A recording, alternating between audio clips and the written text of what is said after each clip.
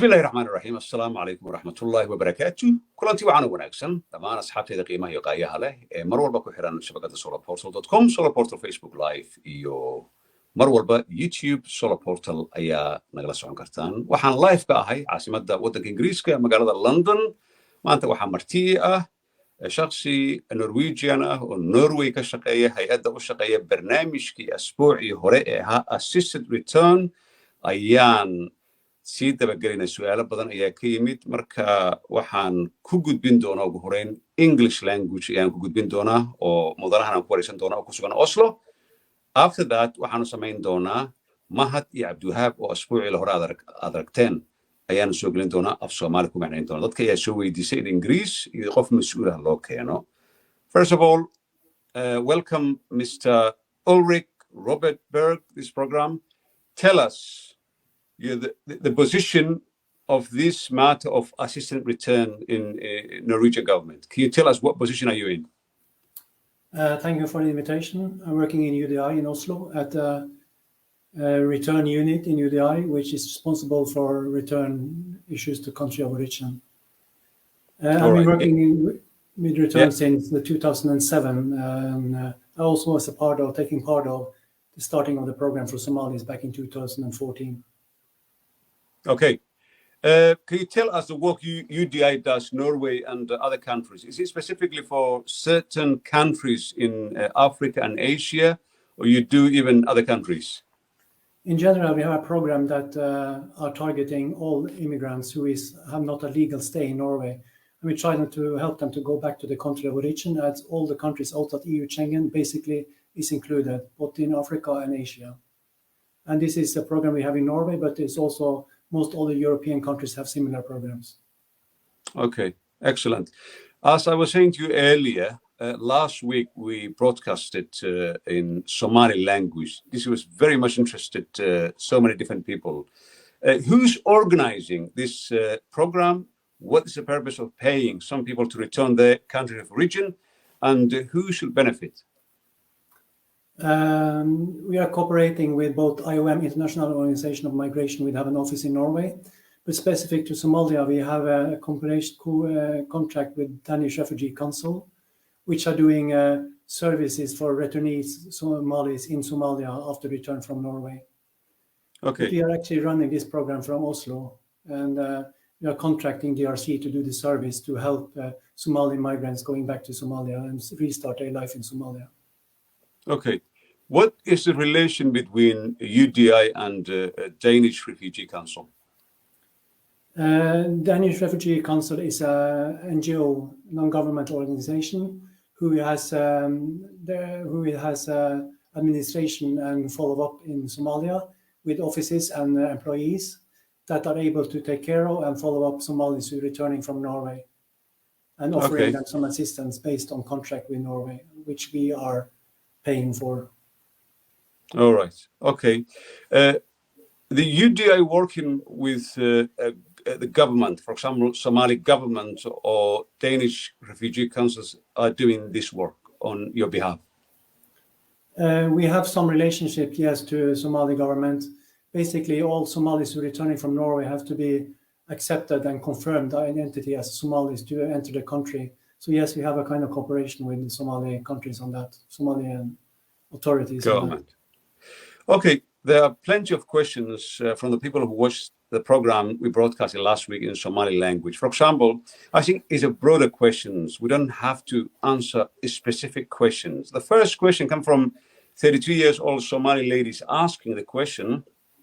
I've been living in Norway 13 years, 9 of that illegally. I have 2 children born in Norway with a Norwegian citizen. I wanted to stay and live with my children in Norway. If I request assisted return and go back to Somalia, is it possible to apply a family reunion? And what guarantee can I get from UDI that I won't get in trouble with the Norwegian authority because of the 9 years I stayed illegally in Norway? That's the first question. Yes, she can go back to Somalia and apply for family reunion. It's expected that you should do that. The second thing regarding guarantee for entry ban to coming back to Norway, that have to be looked into individual in your specific case, and I cannot give any guarantee on how that will be handled. Okay, but Mr. Berg, does it help if I have a children who are Norwegian citizen? Does it help, or is irrelevant wherever you have children, or regardless? It will be looked into, yes, and given attention, but how actually that will be evaluated regarding the case, I can't really answer that.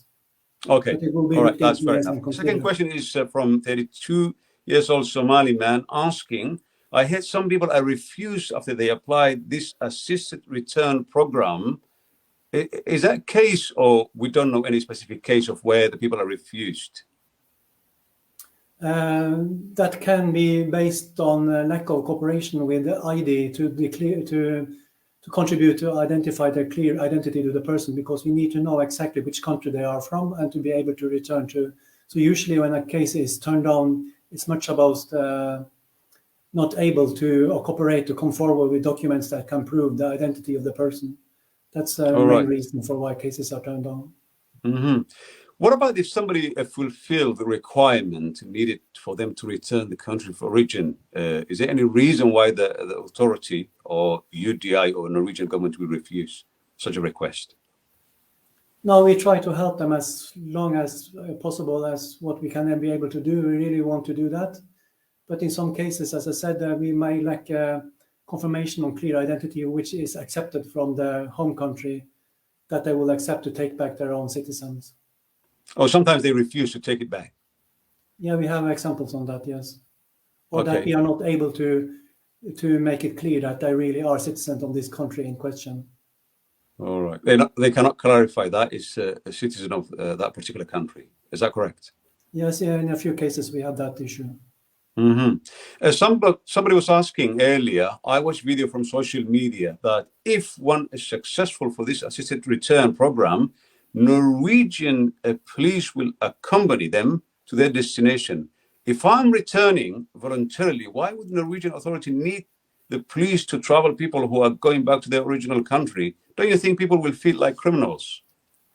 Generally, IOM is organizing the travel from Norway to the country of origin, but in some countries, IOM is not able to deliver this service, and then we have an agreement with the Norwegian police that are able to follow even voluntary returnees on the travel, with also maybe using special travel documents which has to be followed by police to actually get in transit towards the country of origin. So this is a solution we have to have in place, because IOM is not able to deliver the service from some countries. So that's why we used the Norwegian immigration police service to do their job. Yeah, usually returnees to Somalia or any other country, if they're coming back to the country voluntarily, I don't think the police required, because the person specifically asking, I feel like a criminal if people I'm transiting somewhere in Istanbul or Nairobi or going back, then police is with me. People might think I committed crime in Norway or any other European country. Do you think it's something that happens often, or is very rare? It doesn't happen often, but if police is following someone, they do it not in uniform. They are just traveling with them and follow them through the transit, because there are some transit gate you have to pass, and they have the identity of the person, and police is without uniform, so they are not recognized that they've been followed by the police. Absolutely. Absolutely. Somebody's asking, there are people who are legally resident before in Norway, but the authority withdrew their residence. Can they apply assisted return program? Yes, they can. Regardless of what? If they refuse, they can always apply. They can apply, yes. All right. Excellent. That's a very good answer. Someone is asking, I am 44 years old Somali. If I apply this program and go back to Somalia, if the security situation gets worse, like Afghanistan, if I come back to Norway, can I apply asylum again? Basically, if you come back to Norway after being back in your home country, you might have new issues on the application or decline for protection. And if so, the case will be looked into again as a new case, because you have new claims for need of protection based on what is happening in your country, home country. So yes, the case will be looked into again. Okay. There was a specific question last week in Somali language. I wanted to know, this person is saying, I wanted to know the financial help from UDI or Norwegian state towards my settlement in Somalia. For example, family of 5, mother, father, and 3 children under 18, and how long will it last? I don't think you can answer specifically, but in broader answer, if you can do that, that would be great. Yeah, very complex question, which actually it's had a lot of components into it, because the service already start before leaving Norway when it comes to Somalis. They are giving counseling, and during the counseling, it's expected that they come forward with what plans they have in Somalia and how to invest support from Norway. But basically, the support is in cash and in kind. The cash part is 5,000 Norwegian krone or 15,000 Norwegian krone. Depends on when you apply according to your negative answer on your application or you get a negative answer on your application. Mm-hmm. How long will it last? For example, if I go back 1st of January to Somalia from Norway, how long will it last, this program with the Danish Refugee Council? Will it last for 1 month, 6 months, 1 year? The service is expected to take 12 months. You can receive service and follow up by DRC for 12 months. And the in-kind service on Norwegian 30,000 krone, it's expected that DRC help the returnee to start a business or go into school, get some training, etc. That can give an income for after return to have something to live for.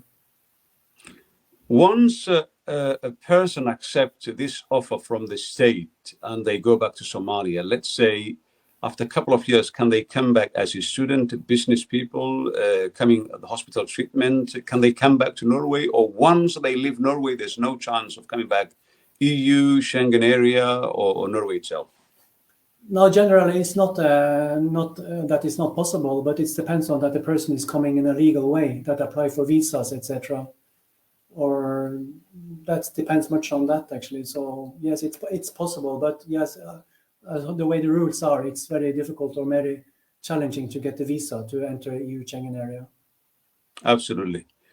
Someone was asking, I'm 38 years old, Somali man. A friend of mine used to live in Norway and he was refused residency. He went to live another European country. Now he's thinking of coming back to Norway and applying assisted return. Would he get in trouble with the Norwegian authority or he can return to Somalia voluntarily? We have every year cases like this, people that have applied in Norway, leave to another country in Europe and then come back to Norway as what we call Dublin cases, which they are returned to Norway as Norway is the first case to handle the asylum protection application. And yes, they will be offered the opportunity to apply for voluntary return, assisted return. So the answer yes is basically yes. It will be given the opportunity to apply for return back to the country of origin. Mm-hmm. This actually, next question related to that this assisted return, does it have any impact on Dublin regulation, which is ULU setting out which country is responsible for looking at the individual asylum application? Would it have any implication, this Dublin agreement? No, actually not, because the person are moved back to Norway and then you have to be followed up by the rules in Norway. And the rules in Norway is that you're giving an offer for assisted voluntary return. So if you want to apply for it, it will be considered and given an opportunity to help the person going back to the country of origin. Absolutely. Other question is, 27 years old Somali lady is asking, last couple of years, there are people who requested a residency of asylum and Norwegian government granted them. Same time, we are hearing Norwegian authority are forcibly sending some people back to Somalia. How is it possible? Some people, same city, same situation, some are given and some are refused. Is that something you see every day, Mr. Berg? Not every day, but seen from outside, you can see that the cases look very similar, and it's not straightforward to understand why they got different kind of answer. But as we used to say, there are always some differences in the stories when you look more into it, and that not people who is not inside the case might not see the difference between the cases. So when two cases come out with different answer, there are always some differences in the case that how things have been looked into and consequences and background, etc. That are playing a part for the decision either go as a negative or a positive. But yes, right. from outside it can seem that the cases are similar, but maybe some of them they are not. But there seems to be. Mm-hmm. I suppose the program, the way people are refused residency in Norway is varies different. Some people are refused because of the system is not satisfied. But is there any criminal element, people who spend time in Norwegian prison system being sent forcibly or use this program to go back to Somalia, or the system you guys within UDI using is something to do with the voluntarily only people who are wanted to go back to the country of origin? This is a program for voluntariness, and voluntariness is a basic line. So the person have to give consent to that return is voluntary, and a cooperation actually on that. And DRC have also high standards with regard to all things is based on voluntariness, and that the person is cooperating with regard to the service to be received after return. All right. So in this case, in Somalia, some places are very peaceful, and some other regions, not everyone comes from Mogadishu, capital, which is relatively peaceful now, I would say relatively. If somebody wanted to go somewhere and everything's been done from UDI side, if the situation changed dramatically, what's going to happen? The first thing is that the DRC is very clear on they can only give service in secure areas, which is not Al-Shabaab areas. And if the person want to go to an area which is not is controlled by Al-Shabaab, etc., is DRC considered not safe, they will not be offered this service. So right. That actually is not possible to do the return with the voluntariness. So we are not able to help the person then through the program.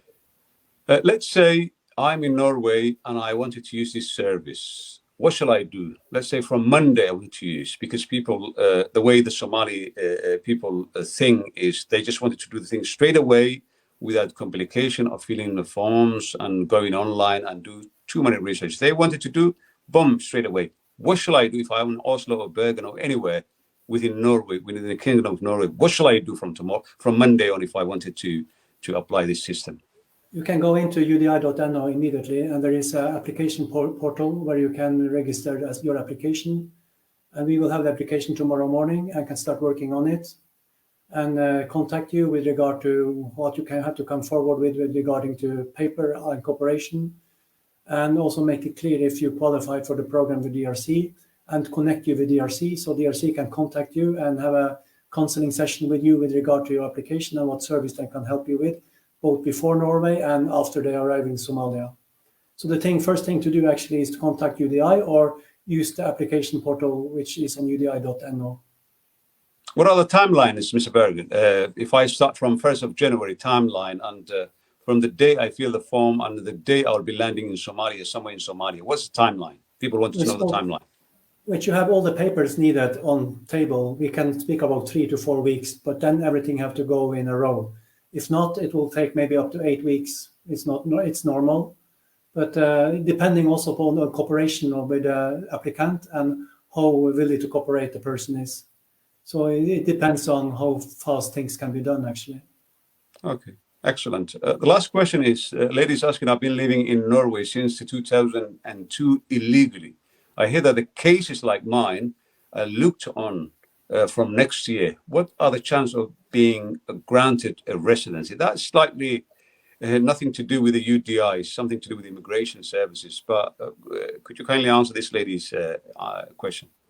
I'm not sure I got what the question was. Can you repeat it? Oh, she says she's been living since 2002 illegally in Norway. I heard recently from somewhere within Norway that the cases, people who've been living such a long period of time are looked on. Do you know anything about that? Yeah, there was a regulation applying for opening for people that have been more than 16 years in Norway to apply for a new permit, etc., if they came here for have a negative answer. And it's what's starting from 1st of June this year and ended 1st of December this year. So actually the window for applying for this permit is over. It was closed down 1st of December. So there was an opening, yes, for this, but the time is finalized already. Sorry. All right, that's fair enough. And I know Somali speakers are working UDI. What's the chance of me speaking specifically? Because not everybody speaks Norwegian fluently. What are the chances of me talking to somebody and asking, can I speak to Somali speaker? Are they available anytime? Not the staff inside Norway, but we inside UDI, sorry. But we can use interpretation and people that can help us with that, professionals. Excellent. If that is okay. needed.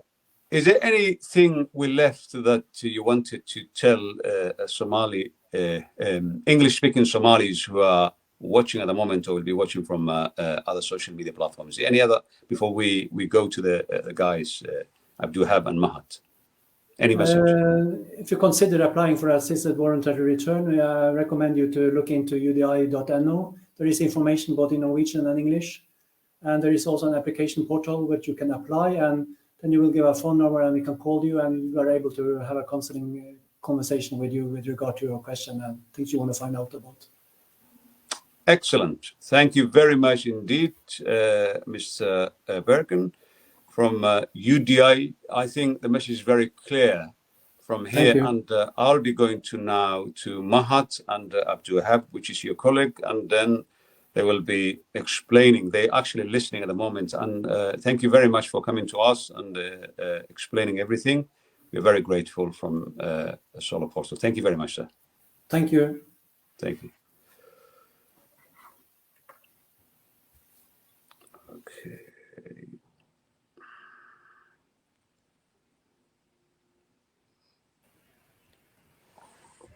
waxaan filayaa iminka in luqadda afka Soomaaliga ah rag Soomaali baan arkaa mudane Mahad Cabdulle Maqal Radio oo Norway ku sugan iyo waxaan la joogaa UDI NOAS iyo UDI waa isla shaqeeyaan dhammaantooda Abdulwahab oo asbuucii horena aan wada hadlay kulli waxaan filayaa si fiican Mr. Ulrich Robert Berg si fiican ayuu u hadlay arimahana sababtaan u soo gudbinayno ugu soo laabanay waxay tahay dadka Soomaalida inay ka faa'iideystaan meel bay joogaan Abdulwahab maxaad ku dari lahayd waxyaabihii aad ka maqashay oo luqadda Ingiriiska su'aalo badan ayaa la soo weydiiyay maxaad ku dari lahayd oo nagu cusub oo asbuuc hore aan ka tagnay waa islaamaya markale wallahi su'aalihii aad weydiisay si fiican buu uga jawaabay walow si guud ahaan uga jawaabay wax specific ah wax specific waxa noqonaysaa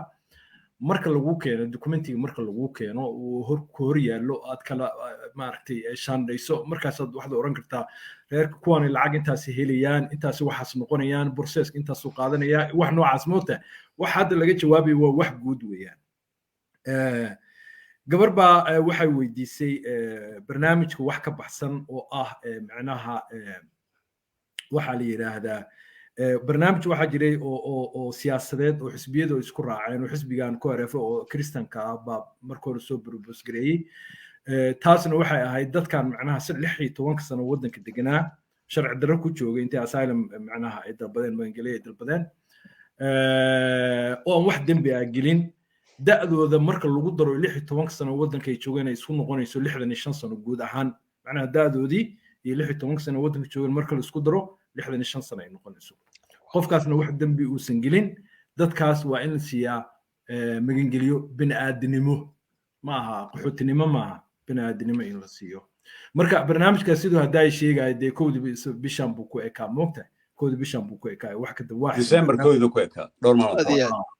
waa in sheegay kaas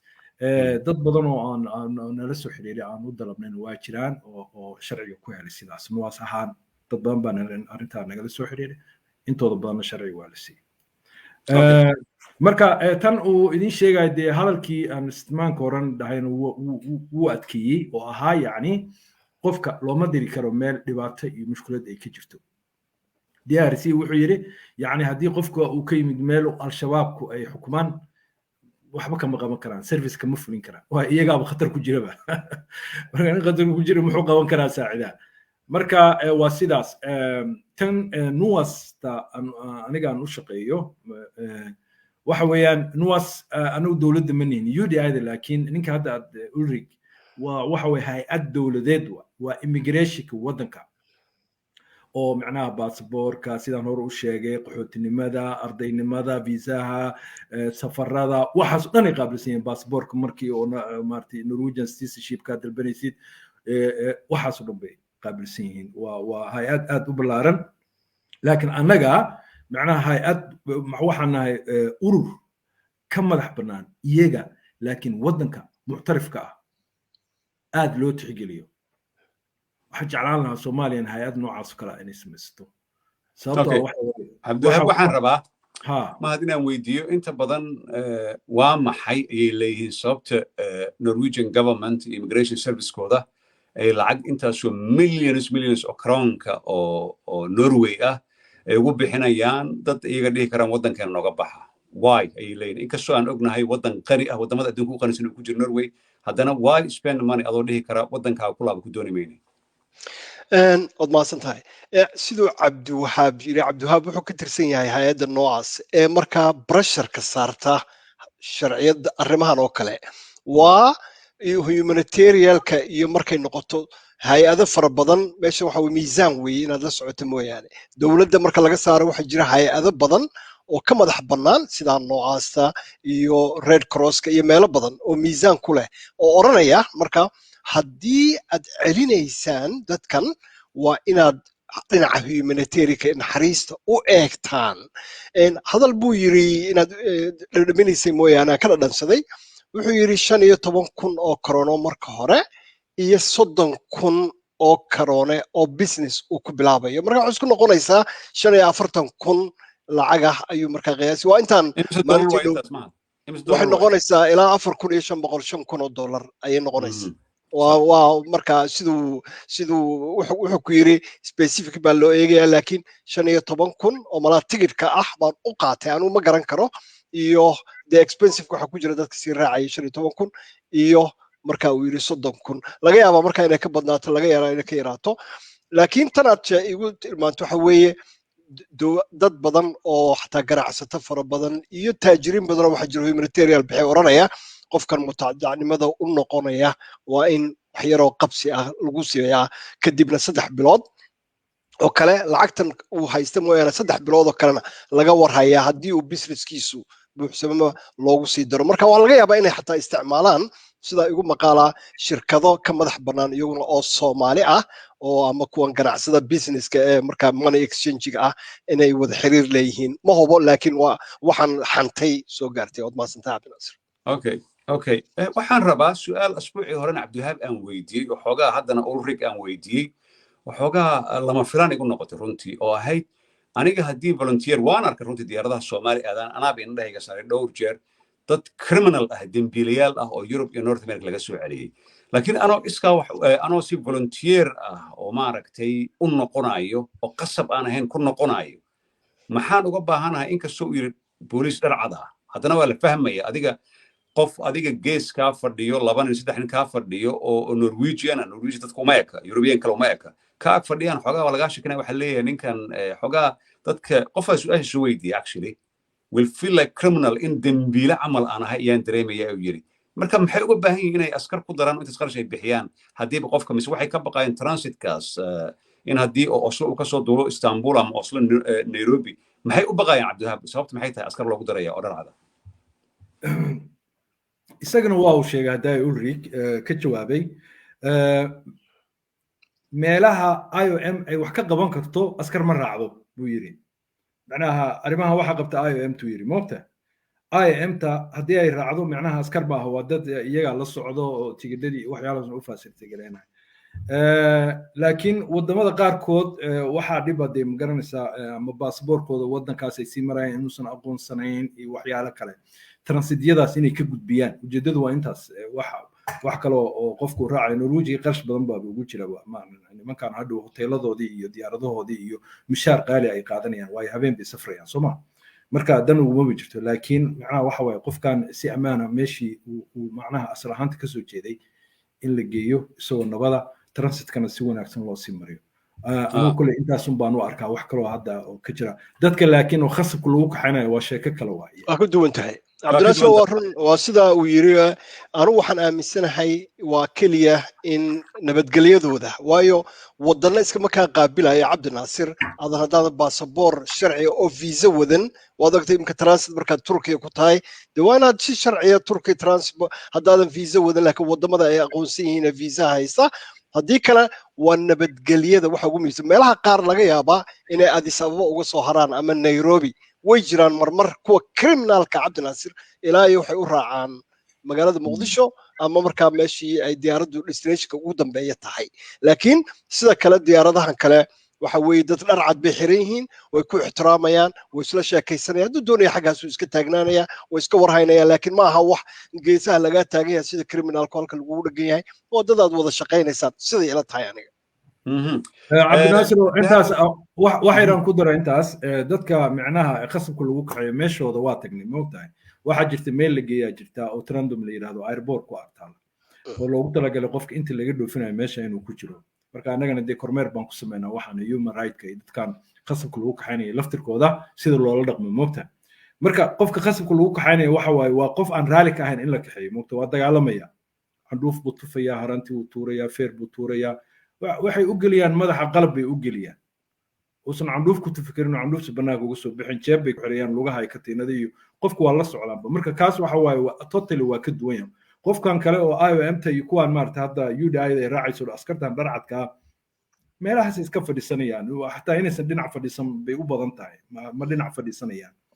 keliya waxa waaye transiidyada inay gudbiyaan keliya waxaan kaloo weydiiyey cabdilhabo timelineka waa muhiim runtii dad badanaa soo weydiinaya barnaamijka intuu socday timelineka oo ah haddii qofka uu codsado ama application uu samaysto wuxuu yidhi within 4 weeks laakiin mar walba waxay ku xiran tahay specific ay ku xiran tahay laakiin tan aniga xoogaa uu ii sheegay UDI website-kooda gala uu yidhi oo markii dambena aan iri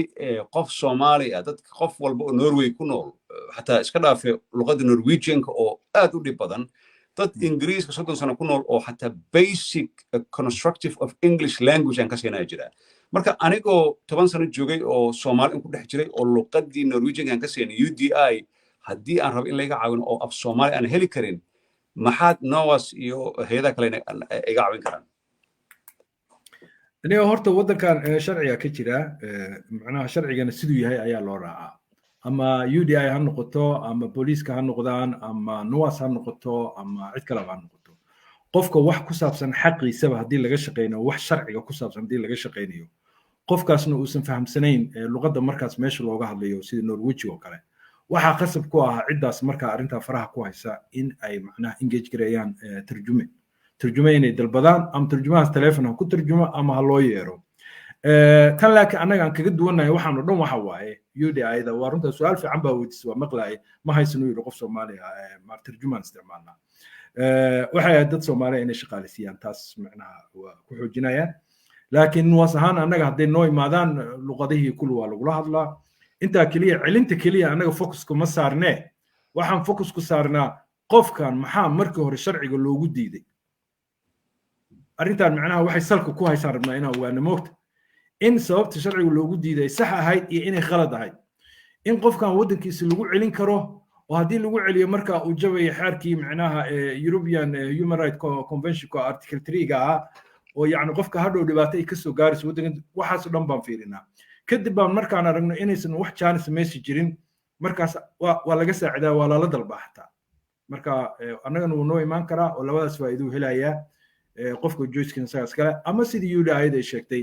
toos intaad meeshooda u gasho qof Soomaali oo luqadda yaqaana ka saaciday la xiriir marka waxaan rabaa inaan ku daro Dublin regulation-kan ayaa jira tusaale ahaan dad badan ayaa jira oo badan Mediterranean-ka oo u dhaxaysa waqooyiga Afrika iyo Talyaaniga ka soo galay Lampedusa iyo goboladan ka soo galay ku yaala koonfurta waddanka Talyaaniga qofkaas haddii fara looga soo qaado oo Norway yimaado dad xataa waxaan arkay aniga indhaha aan saaray oo Itaaliya ku arkay 5 bilood 6 bilood iyagoo Norway joogay markii dambana la soo dhoofiyey marka qofka noocaas oo kale ah haddii uu Norway ku sugan yahay programkan ma codsan karaa mise waxa leeyahay Dublin Agreement Regulation-ka ee jabisay Talyaaniga ama shirkad ku laabo su-aasha isaga haddaa weydiisay wuxuuna uga jawaabay yacni waa uu dalban karaa qofka laakiin qaabka su-aasha u weydiisay baa waxay ahayd yacni qof Norway intuu iska dhiibay ka tago waddan kale tegey oo markaa haddana dib Norway ugu soo laabtay oo markaa assisted return ka dalbaday saasad u weydiisay waxaa jira arrin kale dhinaca kale aan ka fiirinaya arrinta Dublinka haddii qof uu ka yimaado waddan kale oo Yurub ah Norwayna uu yimaado uu markaa magangeliyada dalbado Norway shuruucda qaxootinimada uu soo buuxin Norway laba arrimood baa markaa u banaan qofkan inay waddankii isku celiso ama waddankii Yurub tahaa uu ka yimid markii hore inay u celiso haddii waddankiisii ku celinta waddankiisa ay ka fududahay in lagu celiyo waddanka kale oo Yurubiyaanka waxa lagu celinayaa waddankiisii asal ahaan uu ka yimid dhinacan Dublin regulation waxa lama fiirinayo markaas ma la siinaya ka dhaxgalay su'aal ka soo dhaxbada markaas ma la fiirinayaa in assisted program la fiiriyo mise askar inta lagu diraa leeqasa baa lagu diraya haddii uu dalbado waayo qofkan markuu halkan yimid wuxuu dalbaday magangeliyo dalbaday Dublin si kasta uu yahay marka waxa lagu sameeyaa codsigiisii qiimeyn baa waa la qiimeynayaa laakiin in la siinayo 100% sure ma ku dhihi kara laakiin codsigiisa waa la qiimeynayaa haddii loo diidana annagu noo la soo xiriiri karaa okay ma su'aalo badan ayaa ay soo weydiiyaan waxay leeyihiin dadka adi kolley waa aragtay intaas sanad ku noolad waddanka dad ayaa let's say waxay ka wada yimaadeen hal magaalo oo Soomaali let's say Boosaaso ka soo qaad qofna waa loo diiday qofna waa la siiyey marka ma waxay ku xiran tahay dacwada saa u soo gudbisid inay ku xiran tahay sida lagu qaabilo laakiin let's say xataa isku qabiilaan sheeganay isku magaalaan sheeganay qofna waa la siiyey qofna waa loo diiday waddanka baxaa la yiri arrintaas ma dhacdaa ma aragtay hadda ka hor boqol mar Abdulnasir waxay ku xiran tahay waa case by case laba qof baa la kala wareysanaya waxa kala wareysanaya laba qof oo kala duwan sida Abdulnasir iyo Mahad u kala duwan yihiin una kala khabiirsan yihiin baa laga yaabaa inaad 30 sanadood tarjuma noqonaysay interview qaadaysay iyo aniga oo ku cusub 2 sanadood shaqada u haysto meel arday ka imido markaa la qortay oo emotionkiisu uu yahay maaragtay marka loo sheego dhibaatadaas jirta sida case-ka aad tiri waxaan ka yimid gobol meeshu doonaysaa gobolada ka yimaadeen xataa qabiilka uu sheegtay laga yaabaa qofkani inuu ku dartay uu kufsi dhacay yiri waa kufsigaasaa dhacay nabaradaasaa igu yaalla la soo xaqiijiyey xataa hadduu geed ka soo dhacay whatever moogta waa tusaale baan ku soo leeyahay iyo qof aan ku darsan oo yiri dhibaataan ka soo cararay dhibaataduna marka badanaa Soomaaliduna waxa la leeyahay general bay uga sheekeeyaan waana la soo laayay ma yiraahdaan waa la ilaayay waxa la yiraahdaa adiga Abdulnasir maxaa kugu dhacay marka reerkayagii anagoo qabiilka ah baa la dhameeyay cidna waxba kugu siin mayso waa inaad tiraahdaa adiga marka inankan oo laga yaabaa inuu yiri aniga dhibtaas ay soo gaartay sidana la igu sameeyay waxa jiro kala jira dad yiraahdo waxaan ahaa askari ama waxaan ahaa captain baan ahaa kadibna waxaan u tarjumi jiray waxaan la shaqayn jiray madaxweynihii meesha joogay ama qofkii meesha joogay dhibtaas ay soo gaartay sidaas ama waqtigan al-shabaab ku ogaatay inaan madaxweynaha la shaqeeyo tiibay waraaqana uu sitaa oo marka run iyo been si kasta dalka waraaquu sitaa waraaqihii uu sito marka la eegay lana shaqaynayay madaxweynuhu shaabadna sito iyo nin yiri balkana ka yimid anigu waan ka soo cararo dhibtan ay soo gaartay isku mid ma noqonayaan Abdulnasir marka waxay ku xiran tahay labada qof ee ku hela iyo sida case-kaaga u soo gudbisato ta ugu dambaysa waliga case qof sheegay ha sheeganin way waxay Soomaalidu yiraahdaan hebel baa ku maartay ku helay halkan inta oro waxa laga yaabaa inaad la kulanto qofkii interview ka qaadiyay barnaamijkan hadda kor uu soo maray wuxuu halka ka garanaya inay waxaan beentay marka waxaan qabaa labada qofood waxay ku xiran tahay sida loo kala wareyso iyo sida emotion u bixisay okay Abdulwahab waxaan ka rabaa inaan ii sheegtid NOAS oo shaqooyinka ay qabataan marka xiriir toos ah oo idinka wax ka bedeli kara sida go'aamada UDI ga immigrationka Norway u gaaraan ayaa jira mise idinka waxay leeyihiin arimahan celinta assistant returnka naga caawiya ay idin leeyihiin mise waxay jirtaa shaqo day to day ay soo shaqeysaan iska warqabtaan idinka iyo UDI shaqooyinkan aan qabano UDI-da way ka madax bannaan tahay dhinacan xiriir ka wada lehna waa dhinaca sharciga haddii sharciga ku xadgudbaan waxaan dhahnaa sharciga waa ku xadgudubteen dhinacaas way wada shaqaynteena waa wada shaqayn ku base garaysan sharciga waddankan ka jira iyo human right-ka iyo Geneva Convention for Refugee waxyaalahaas aan ku wada shaqaynaa tan assisted return-ka program waa jiraa oo iyaga laftirkooda ay finance gareeyaan laakiin information-kan macnaha alternative-ka case-ka qofka marka uu noo keeno waa la qiimeeyaa dadka macnaha loo soo diiday haddii marka aan lahayn wax argumentation oo la isticmaali karo oo lagu qori karo marka abiilka qofkan loo qoraayo talooyin waxa lagu siiyaa yacni wax cusub anaga ma hayno oo marka aan dacwada ku qorno oo wax ka bedeli kara go'aankii hore maxkamadan macnaha rafcaanka loo gudbiyo ka baaran degtay soo gaartay argumentation oo wax kii hore go'aanka wax ku bedeli karna ma hayno marka waxaan kugula talinayn deadline-kaagina waa socdaa waxa lagugula talinayaa macnaha inaad ka faa'iidaysid jaaniskan si lacagahan iyo caawinooyinkan barnaamijyadan aadan u seegin hadhow waayo hadday hadalkiisu wuxuu ahaa waxay u dhaxaysaa 5,000 ilaa 15,000 buu yiri moogta yacni waxay ku xiran tahay deadline-kii ka hor inaad dalbato waqti lagu yiri waddanka ka bax ka hor inaad dalbatay iyo gadaal inaad ka dalbatay bay ku xiran tahay laakiin mar kasta qofka caawino waa helaya moogta marka haddii qofka ay UDI-da tusaale ahaan qof baa wax loo soo diiday baa tiri moogta boosaasi ka yimaadeen ماقل سواشس إني تن أسايلم كهيدي أما تن أسيستر ريتانك إني خصيصي هدي أي معناها دين عن أسيستر ريتانك أي خصيصه لو وقف هدي أي مركب بوصاص كودي مادين مركب على سؤال بس عندي سببت اللي وصل دي قف كان محيط of course لكن سؤال كلا جرتا مركب هوري عبد الناصر واحد ها مركب هوري واحد سؤال مهم identity-ga qofka inay wax ka khaldanaayeen baa dhici kartaa qofka nationality-giisa calaam su'aal saaranta waa fahmay qofa su'aal muhiim hadda soo weydiyo hadda soo qoray inta live ku jirno wuxuu yiri idinka NOAS daatihiin ma waxaad ka shaqaysaan dadka inay laabtaan ama dadka inay sharci helaan ayaa ka shaqaysaan sababtoo ah horaanba u sheegnay oo daraad waraysigii ahaa asbuucii horena waan ku sheegnay oo ahaa idinka inta badan waxa la diil garaysaan ama aad la shaqaysaan dadka sharciga ugu dambeeyay ee Norway loo diiday abiilka ugu dambeeyay marka wuxuu leeyahay idinka ma waxa inta badan la shaqaysaan dadka si u laaban lahaayeen ama xataa inaad u doodaan oo u dagaalantaan looyar aad u qabataan in qof waddanka uu joogo ma ka shaqaysaan uu leeyahay qof hadda soo weydiiso su'aashaas hadalka macnaha commentationka waa ku akhrinayay waa ka akhriyay annaga waxaan ka shaqeynaa haddayna waa ku celceliyey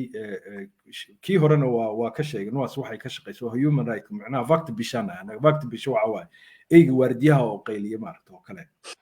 sidaas kale anaga u qaylinaa haddii qofka xuquuqdiisa lagu xadgudbo oo dhibaato loo geysto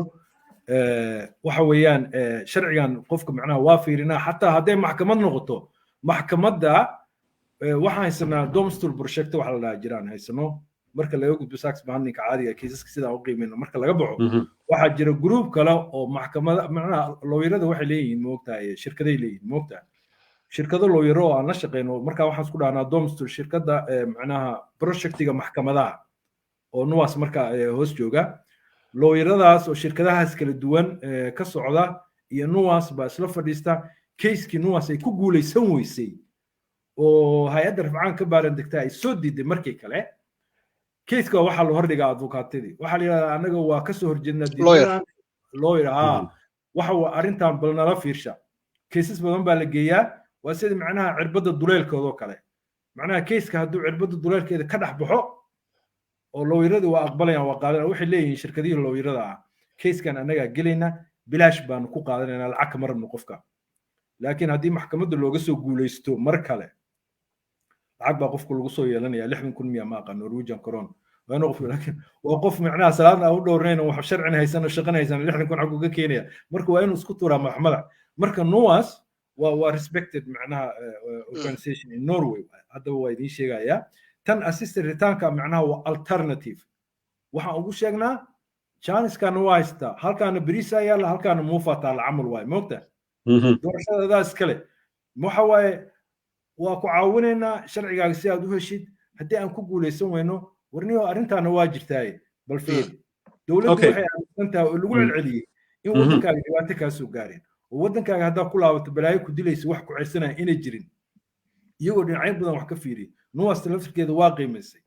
waxba macnaha annaga ma qaban karnee arrintan bal ka fiiri jaaniskan yuu ku dhaafine marka waa alternative adaa lagu sheegaya ama meeshii waa leedahay talo iga siiyo maxaan sameeyaa iyo sidee u dalbadaa iyo ama meesha uga dhaqaaqaysaa waa iska tegaysaa waxba marka NOAS ayaan ugu galgalan waa sidaa way Cabdinaasir oo NOAS anigoo haddaan u xaglinaynin Cabdiwahaab waa sidaan u ogahay weeye NOAS waa adiga waa opposition oo kalaad ku qiyaasi kartaa UDI-da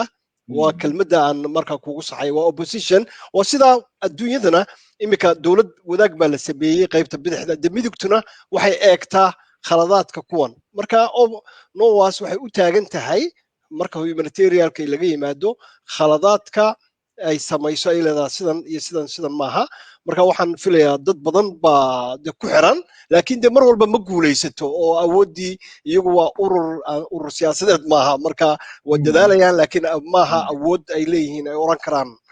sidan baa la samaynayaa moogta laakiin way soo bandhigaan oo de markay jaraa'idka muhiimadda miidiyaha waa laga yara baqaado waa awood bay leedahay waa powerful soo dhow waan gartay ugu dambayn waqtigii yaa la soo gaaray maxaa fariina Cabdiwahaab adigoo ku hadlaya magaca NOAS ku hadlaya waa maqalnay Mr. Berg inuu si fiican u hadlay oo 20 minute u hadlay maxaa fariin ah dadka waddankan waddan muhiim ah dadka intooda badan ma oga dadka waxa la yiraahdaa Norway adduunka maxay u tartaa laba waxyaalood baa la yiraahdaa nabadana way dhoofisaa gaaskii batroolka iyaga number 1 waa adduunka marka waddan qani ah oo waxbarasho fiican wax walba lagu noolaan karo inkastoo anaga Soomaali sidii la rabay anaga faa'iideysan marka hadda arintan programkan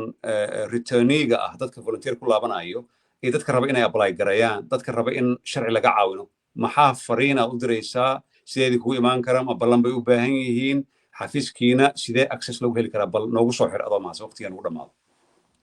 okay aad baan u mahadsan tahay Cabdinaasir Solo waxa weeyaan waxa la yiri ama si xayya baa loo noolaadaa ya ama waxa la yiraahdaa maxay ahayd haddaa dhimanaysa dareerka waa la iska tiraa Soomaaliya dhawankaaga ciidda waa laga ilaaliyaa macnaha waddankan waa runo waa waddan qani ah waaye dadkiisana aad bay u yar yihiin ma badna hase ahaatee haddii aadan sharci ku haysan wax walba waa kaa xiran yihiin bangi ma heli kartid guri ma haystid caafimaad ma haystid shaqo ma haysatid wax aad ma guursan kartid waxba ma samayn kartid qof intaa u tagto ilmo waa iska dhaldhali kartaan haddaa rabtaan qofkaas kala ilmaha qaadanaya waxba ma katid ma jirtid invisible bad sharciga haddii shuruudaha aad buuxin weyso haddii aad is leedahay waddankaagii magangeliya ka jirta aad ka helaysaa oo cid kugu dhibaataynaysa ma laha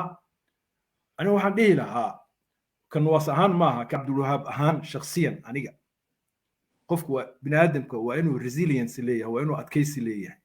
waa inuu ka dabaalan karo dhibaatooyinka soo gaara ma aha Yurubaanimadu hadhowna waa ka laabta dadkii waa igu qoslaayay maaha 10 sano oo dhalinyaronimadaada ka tegaysa iyo xoog markaa lahayd waa wax walba ka liita oo aad meel cidlaa ku dhamaysay haddaad shaqaysana waxaa ka shaqaynaysaa makhaayad iyo meelo maalayacni ah oo lagu siinaayo lacagtii aan sharciga ahayn oo aadka u yareeto slaveryga lacagtiis wax yar oo maalin booliiska kugu imaano lagu qabanayo ay leeyahay waddanka uga shaqaysa marka waxaan dhihi lahaa haddii aad is leedahay dowladda keiskaaga si khaldan bay u fiirisay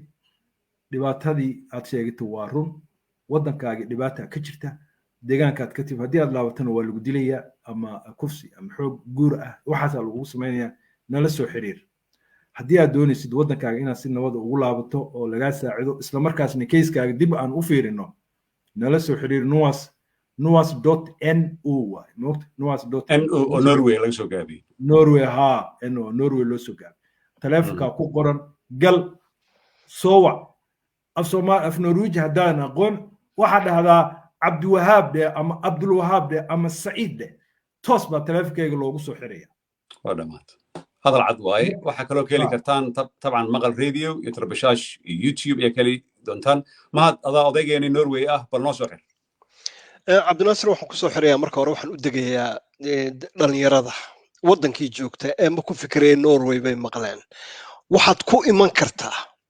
adigoonan isa soo tahriibin waxa Norway 85% way joojisay inay Soomaali qaadato iyo cid walba in yaroo Suuriyaan ah oo yaryar oo sheegta diiba kala duwan iyo adduunyo waa laga yaabaa in yar oo sanadkii 0.01% oo caalamka ka soo qaadato sida dhadhaab waa macquul iyo qaahira iyo meelaha laakiin qof inuu yimaado isdhiiba waxaad ogaataa 7 sano 8 sano 9 sannadood adigoo 23 jir oo timid ayay kaaga dhammaanaysaa waxaad samayn kartaa inanka hadda ay maqlayo waddankii jooga meel kasta ee shaqaysanaya oo ardayga ka baxay kow ardaynimo waad apply garayn kartaa meelo badan oo la apply gareeyaa jirta si ardaynimo oo legal way ah waxaa jira sponsoryo la maro illegalka ku kaalay intaad waxbarashada iyo shaqadiiba waa lagu ogolyahay hadhowna si edaba u noqo marka dambena waxa weeye markasta waad iman kartaa kuwa kale ee ganacsatada ah ama lacagta haysta ama waalidkooda iyaguna saasoo kale visa way apply garayn karaan haddaad lacag haysato apply imaw noo kaalay arag business ka bilow dad Soomaaliya sharing la samee sida adduunyada ay sameeyaan ku arkay Mexicaanka oo ku arkay Carabta kale ee ku arkay xataa Ethiopiankana waa sameyn kartaa laakiin idin kulama talinaya wadaagayaal inaad waddankan mar kale iska dhiibtaan maaha 9-neydii maaha 8-neydii imika way isbedeshay cid baasaboor iyo sharci ku siinaysaa male inamadii yimid ee labada sano loogu dhuftaa 20 sannadood bay joogaan wakaa Abdulwahab Said wakaa isaga ay qabanaya oon la siin weli baasaboor Norway ah oo mar walba 2 sannad lagu eegayo criminal dhibaato wax baan ku soo gaaraya marka talada ugu horeysa inamada kale halkan jooga ka faaiidaysta programkan anigu adiga ku xiranta adaa garanay qof walba waa shakhsiyan isqiime waxaad tiraahdaa anigoo Cabdinaasir 10 sano kale ma sii joogi karaa okay makhaayad Soomaaliya oo ka shaqeeyoon Cabdinaasir oo $22 karo waxay siiyaan $2 ayay siiyaan makhaayadaha Soomaalida $2 ayaad ku shaqeynaysaa iyo $3 waxa jira aad waraysan doontaa Cabdinaasir oo inaan Soomaalida ku soo diyaariyay halkan si sharaf uga tagay waddankii tagay caawa Nairobi aan iskala hadalnay usbuuca dambe waad waraysan doontaa insha Allah oo si qurux badan u nool oo wax buu yiri mar qurux baan ku fikiray bariiskan iyo baasadan cunaya uun soo ma helayo maxaa marka wax kale ii dhibay makhaayad Soomaaliya rafaadkeeda nin wax bartay maanta waxbarashadiisii iyo ganacsigiisii uu bilaabay xamar iyo Nairobi ku shaqaystaa wadaagayaal ka faaiidayso jaaniska oo ka NOAS la soo xiriir iyo hay'adaha kale marka khusayso ama gal UDI.no halkaa la soo wada xiriir Abdulwahab waxa idin jooga aad baad u mahadsantiin walaalkan mahad Abdullah Maqal Radio Abdinaasir aad baad u mahadsantahay ku soo celiyay mikrofoonka waa mahadsantihiin Abdulwahab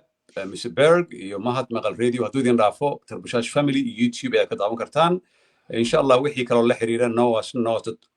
oo Norway laga soo gaabiyay ah wixii kale akhbaaran waa soo weydiin kartaan waan u gudbinaynaa marka aad iyo aad u mahadsantihiin intaad la joogteen hal saac la joogteen aad u mahadsantihiin intii hore Ingiriisi ahayd markii dambana Somali kulli ani mahad waan arki doontaan barnaamijyadeeni Abdulwahab NOAS iyo staff kale aad u mahadsantihiin waxaan idinka soo wada salaameynaa magaalooyinka London iyo Oslo wabillahi tawfiiq wassalamu calaykum waraxmatullaahi wabarakaatuh